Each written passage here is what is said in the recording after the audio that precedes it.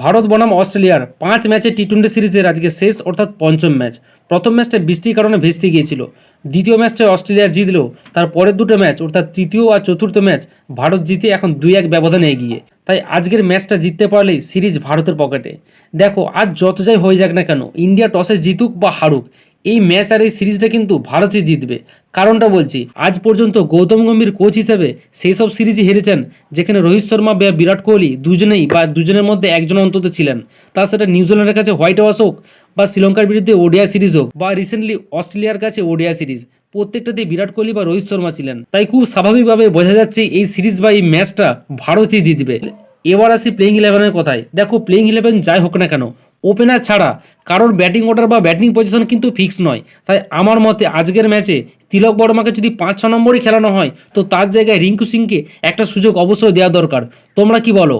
বাকি খেলা শুরুর পর তো আমরা সারপ্রাইজ দেখতে পাবোই।